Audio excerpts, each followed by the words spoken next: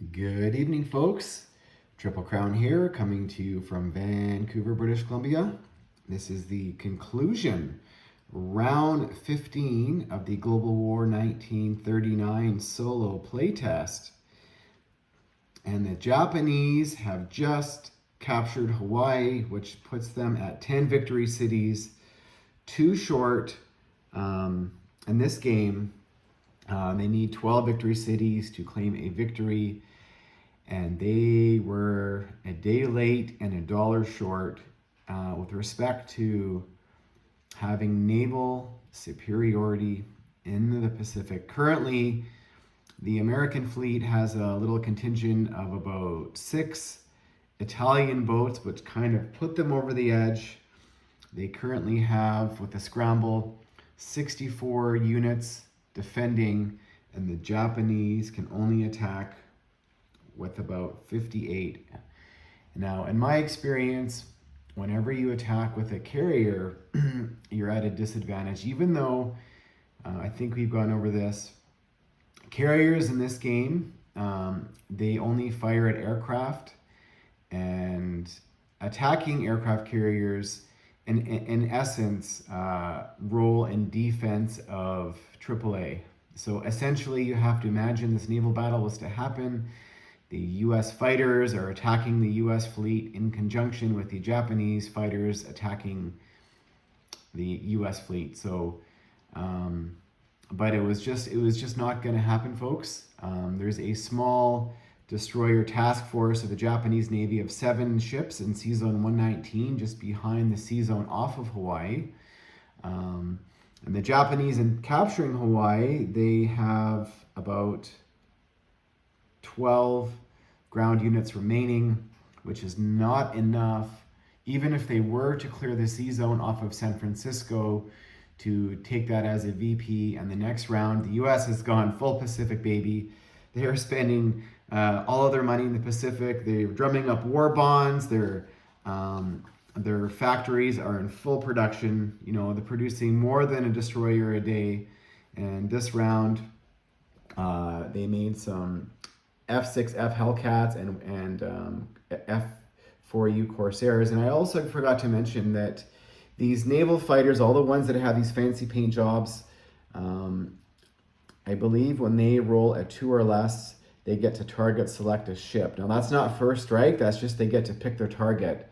So potentially the Japanese do have a lot. They could be target selecting these battleships and cruisers, but it's just not going to happen. Now, I did approach this round not to do a Hail Mary in a sense, but I wanted to project into a round 16 or a 17 to see what the results could be. And sometimes a Hail Mary, if it's your final turn, doesn't allow you to have that analyzing conclusion following the game. So I wanted to be able to do that. But the Japanese, however, they are now focused on the factory in Novosibirsk. They built this is what they should have done, according to Hilltop Pillbox and also Bill Calloway, is take that factory out in Novosibirsk. I know Hilltop would have probably been on this a couple rounds sooner, which could have been the difference.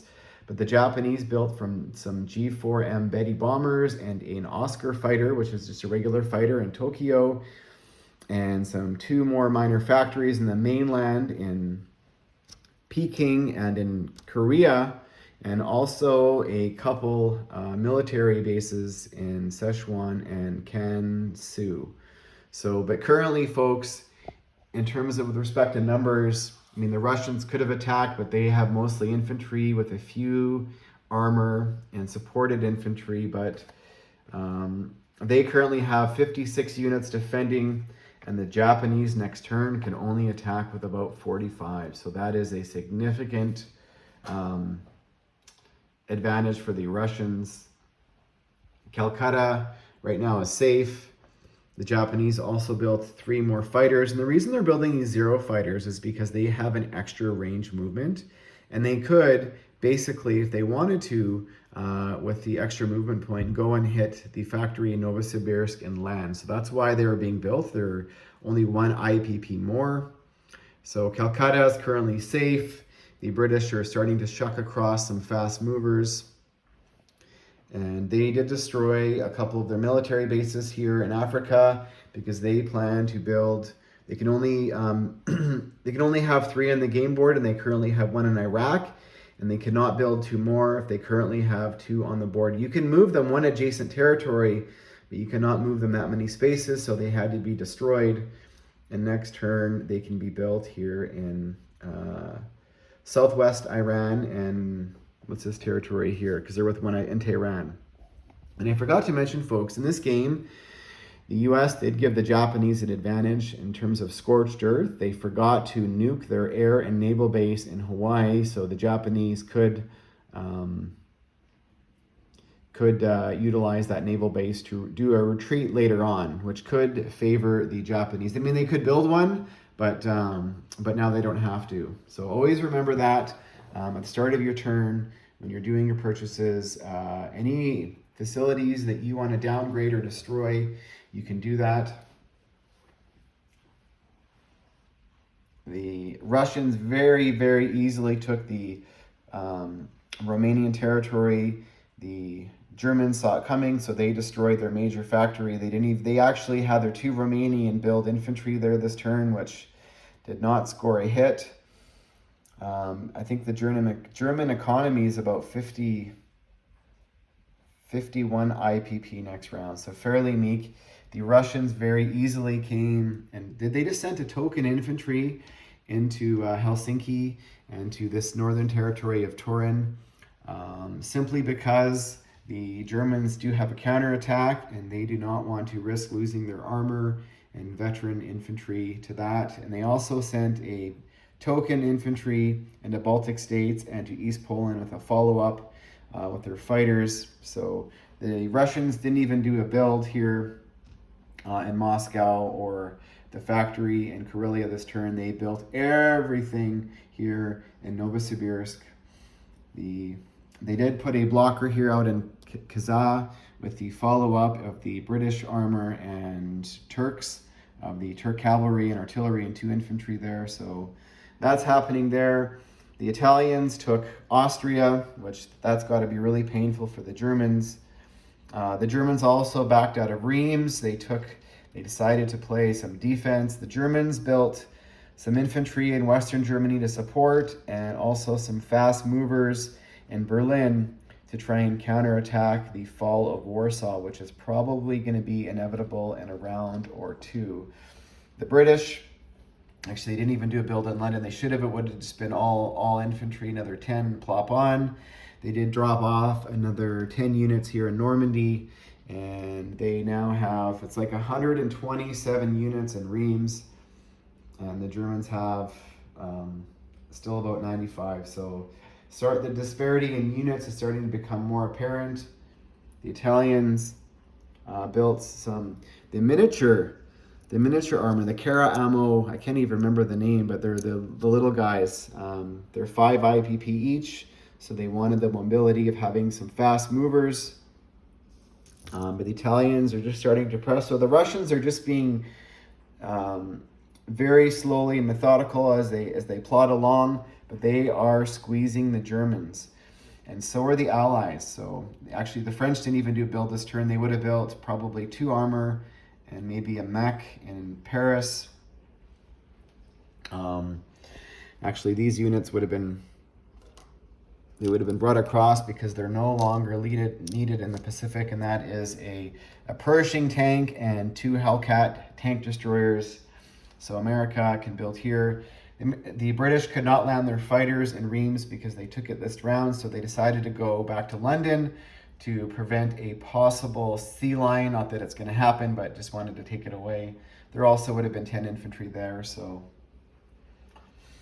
the U.S. Did spend everything in the Pacific, so they do have their transports still waiting. And that is a conclusion at the end of round 15. Now, just as sort of a lesson that I learned, that in this game, it seems that in Global War 39, defending you're stronger. And it's almost like you have to have the Muhammad Ali approach when you're fighting somebody who maybe is a little bit stronger than you, maybe punches a little bit harder than you. So how do you beat that player? Well, you tire them out. You tire them out, you play defense, and you wait for your opportunity to attack. The Germans did not do this in this game. They also, the Allies also learned a lesson on how to sort of prevent the Axis from boxing them in. The Germans were never able to sort of pin the Russians in a corner, so to speak, and go for that final knockout. The Allies were always able, and this reminds me of another movie called The Lone Survivor. And when the Americans were on the side of the mountain just about to do their first engagement with the overwhelming Afghan army, and they were trying to slide right and slide left and get around. And that's basically what the Allies did the whole game. They paid very close attention to every single purchase, every single movement the Axis did, and they were never ever able to be pinned down and boxed in.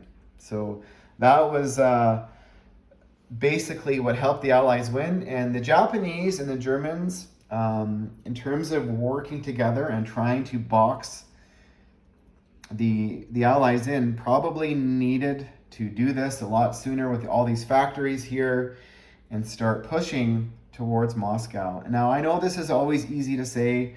You ask a player at the end of the game, if you beat them, what would you have done? And they tell you, I would have done this, this, and this, and I would have won. Well, that just also would have meant that America would have been putting a lot more pressure on the Japanese by dumping off units here in Western Europe and pushing hard for Germany a lot sooner. So you would have seen a lot more American units here, and you would not see this in the Pacific. You would probably see the Japanese backed up and the Americans on their doorstep. So everything has its price, but if the Japanese and the Germans were able to do a coordinated attack and pinch the Russians in and box them in and take them out of the fight, sort of like what the Allies did with the Italians. Now, all of a sudden, you have one less major power to fight. And look at Russia now. I mean, they're making 69, I think it was 69 IPP last turn. So they're an unstoppable force now. And it took a long time in this game. There was about 4 or 5 rounds there where every turn it seemed like if the Russians got too aggressive and pushed out, they were pushed back and lost too much. And the Germans were just able to sort of stay afloat and stay healthy. And the Allies were just not able to get that upper hand. So, well, thank you for watching, folks. I will be doing a follow-up video, sort of a summary. I learned a lot about the rules in this game, and sort of a few little minor tweaks and amendments and changes that I would like to think are worthwhile doing, and I'll be doing another video about that. But thanks for watching, folks, and stay tuned for the summary video about rules. Thank you.